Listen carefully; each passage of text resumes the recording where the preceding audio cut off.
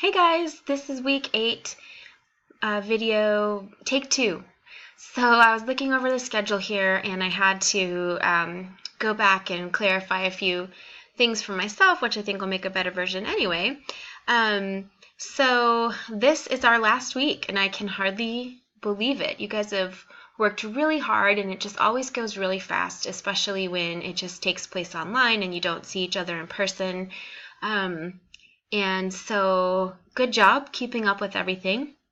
I just looked over all of the annotated bibliographies that you turned in on Friday.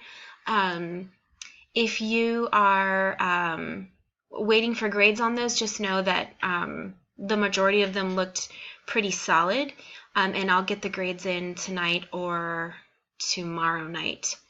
Coming up this week, what you have is writing a brief post about what strong research argument essays are, and just the thing I had to back up on was that I've got it showing here in the course schedule to read Module 8,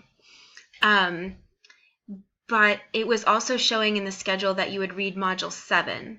So I took that out because I'm assuming that you already did read the module overview for Module 7. If not, go back into Unit 3A and read the overview, because that's going to explain more clearly how the annotated bibliography is related to the research paper.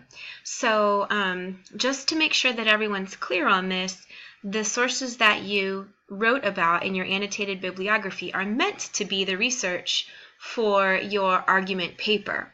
So if you got a bunch of sources about, discrimination in the workplace, I'm expecting that your essay will be about discrimination in the workplace. If your sources are about, I'm trying to think of other things that you guys wrote about. But you get the idea. So I'm not expecting you to come up with like a whole new set of research to write the research essay. Those assignments are meant to dovetail. Again, go back and read the module overview for Module 7 if you need a refresher on how those two go together. So you'll read the overview of Module 8, which is basically more or less describing what I'm telling you here, but in greater depth. You have that discussion due. Okay, so on Wednesday, your rough drafts of Essay 3 are due. And then on Friday, your peer reviews of Essay 3 are due. So get those in as quickly as you can. And then you have your final draft due on Sunday. You've got two things due on Sunday.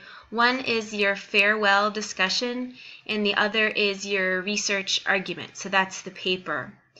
That's it. That just wraps up the course. So you've got one really big assignment and 3 smaller ones this week. Your post due tomorrow about strong qualities of research arguments, your peer reviews, and your farewell post. So I get that research essays can be really daunting. Please please do look at the rubric and the description so that you can just kind of see that you're hitting all of those areas for getting points. I think that can take some of the stress out of doing something at the last minute. Let's real quick look at Unit 3. Let's look at links to major assignments and grading rubrics. So if we scroll down, here is the grading rubric for Essay 2. So you can kind of know where the points are coming from. So you get 55 points for content, so it needs to have a minimum of 900 words. It needs to be about an argument on a local topic, and local can be local to where you live, or it can be local to your industry. It doesn't necessarily need to be geographic. It just needs to be limited in some way, and I think you guys are all doing that. There needs to be a thesis statement that makes a very clear and specific claim. So you guys worked on that in discussion 6B, I believe. we don't have really long quotations. We just have short quotations that strengthen your argument. Otherwise, we have summaries or paraphrases. You do need to address what the opposing side would say to or about your argument. That's part of a complete argument, so plan on that being about a paragraph. You do need to fully explain yourself.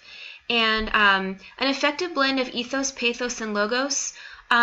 Most students do this. Where I see some error occasionally is like straight statistics or like an over-reliance on personal opinion. So if it were straight statistics, then there would be too much logos and not enough pathos. And if it were too much personal opinion, it would be either too much ethos or too much pathos. So that's where we need to balance those things. Organization. So give us a good intro with a cool hook. Give us, again, a thesis statement. Thesis statement needs to go at the end of the intro. So that's the emphatic position in your essay. That's where people expect to find it. You can do it other ways, but as far as keeping it simple to assess for me as a reader and for your peers, that's the best place to put it. Each body paragraph should be about one and just one idea that you develop. Use transition words like additionally, furthermore, or first, second, third, etc. Give me a conclusion paragraph that offers something parting, some kind of final farewell. Smoothness, relevant. We don't want any paragraphs that are about like just this interesting thing you learned in your research that's not necessarily relevant to your topic. All right, so we want source information woven in so it doesn't like stand out. It's not in a weird font. It flows in your sentence the way that a sentence would. If it even as though it were your own words. That is like the sentence holds together on its own. That we do have summarizing, paraphrasing, and quoting going on. You're using MLA formatting, meaning that somewhere in the sentence the author's name is mentioned. That's either in the text itself, like according to Martinson, comma, and then your quotation or paraphrase. Or, according to one source, and then insert your material, and then the last name of the author is in parentheses at the end of the paragraph. So that's MLA format. If there are page numbers, the page numbers also need to be in the parentheses. And then your references and in-text citations. Your references, that would be your works cited list. You guys already know how to format that, so just make sure that they're in alphabetical order. And then, of course, we should have appropriate tone and style, complete sentences, variety of sentences, writing free from grammar errors and typos. So you can kind of see how that all comes together.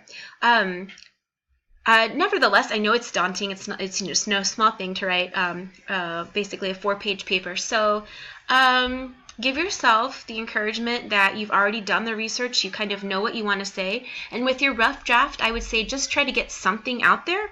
And then it can kind of like clear your headspace so that you can get some good feedback from me and from everyone else, and then have a few more days to get that final draft together. So that is the idea of the paper. I can't think of anything else to mention to you guys at this point, so I'm going to go.